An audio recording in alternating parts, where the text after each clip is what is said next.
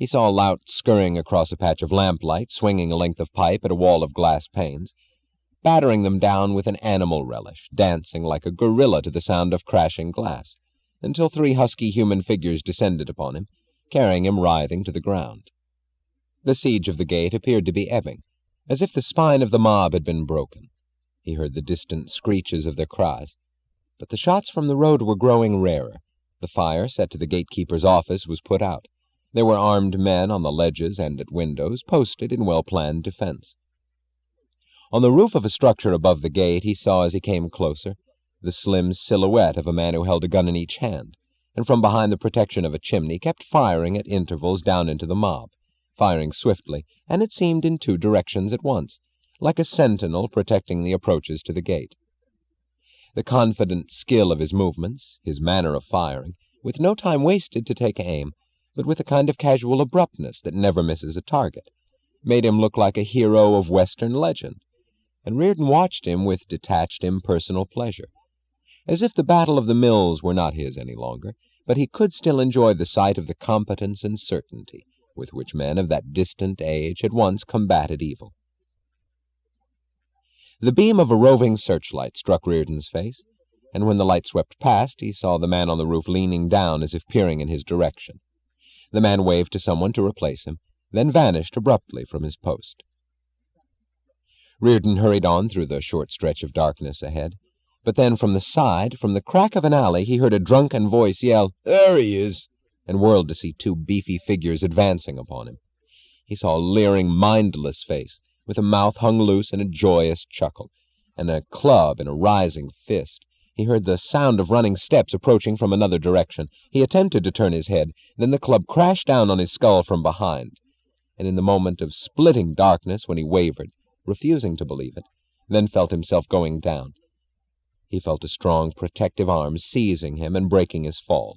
He heard a gun exploding an inch above his ear, then another explosion from the same gun in the same second, but it seemed faint and distant, as if he had fallen down a shaft.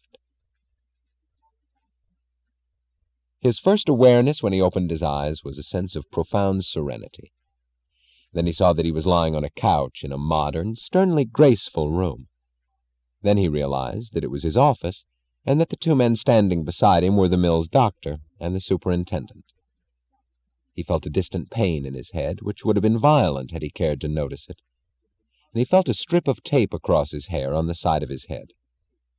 The sense of serenity was the knowledge that he was free. The meaning of his bandage and the meaning of his office were not to be accepted or to exist together. It was not a combination for men to live with. This was not his battle any longer, nor his job, nor his business. "I think I'll be all right, Doctor," he said, raising his head. "Yes, Mr. Reardon, fortunately." The doctor was looking at him as if still unable to believe that this had happened to Hank Reardon inside his own mills. The doctor's voice was tense with angry loyalty and indignation. "Nothing serious. Just a scalp wound and a slight concussion, but you must take it easy and allow yourself to rest." "I will," said Reardon firmly. "It's all over," said the superintendent, waving at the mills beyond the window. "We've got the bastards beaten and on the run. You don't have to worry, Mr. Reardon. It's all over." "It is," said Reardon. "There must be a lot of work left for you to do, Doctor." "Oh, yes. I never thought I'd live to see the day when—" "I know. Go ahead, take care of it. I'll be all right." "Yes, Mr. Reardon." "I'll take care of the place," said the superintendent as the doctor hurried out. "Everything's under control, Mr. Reardon. But it was the dirtiest—" "I know," said Reardon. "Who was it that saved my life? Somebody grabbed me as I fell and fired at the thugs." "Did he? Straight at their faces, blew their heads off. That was that new furnace foreman of ours, been here 2 months. Best man I've ever had. He's the one who got wise to what the Gravy boys were planning and warned me this afternoon. Told me to arm our men, as many as we could. We got no help from the police or the state troopers. They dodged all over the place with the fanciest delays and excuses I ever heard of. It was all fixed in advance. The goons weren't expecting any armed resistance. It was that furnace foreman, Frank Adams is his name, who organized our defense. ran the whole battle, and stood on a roof picking off the scum that came too close to the gate. Boy, what a marksman. I shudder to think how many of our lives he saved tonight. Those bastards were out for blood, Mr. Reardon." "I'd like to see him." "He's waiting somewhere outside. It's he who brought you here, and he has permission to speak to you when possible." "Send him in. Then go back out there, take charge. Finish the job." "Is there anything else I can do for you, Mr. Reardon?" "No, nothing else."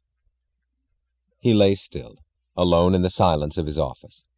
He knew that the meaning of his mills had ceased to exist, and the fullness of the knowledge left no room for the pain of regretting an illusion.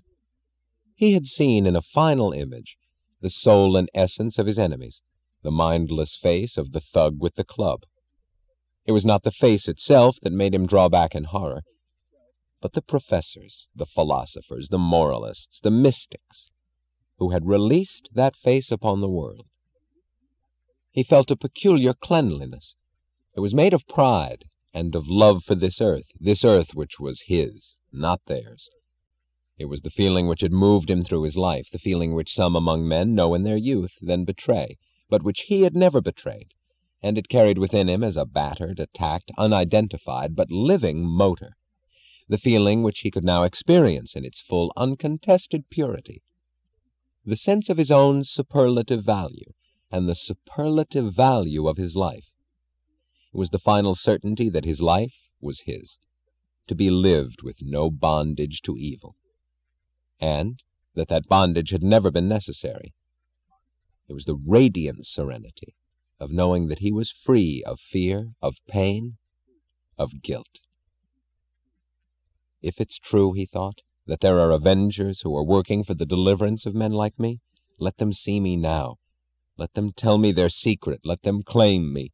Let them— "Come in," he said aloud in answer to the knock on his door. The door opened, and he lay still. The man standing on the threshold with disheveled hair, a soot-streaked face and furnace-smudged arms, dressed in scorched overalls and blood-stained shirt, standing as if he wore a cape waving behind him in the wind, was Francisco d'Anconia.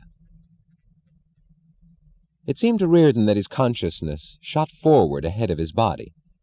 It was his body that refused to move, stunned by shock, while his mind was laughing, telling him that this was the most natural, the most to have been expected event in the world.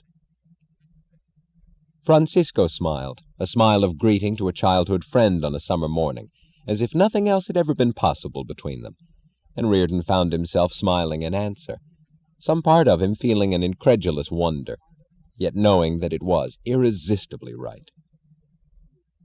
"You've been torturing yourself for months," said Francisco, approaching him, "wondering what words you'd use to ask my forgiveness, and whether you had the right to ask it if you ever saw me again.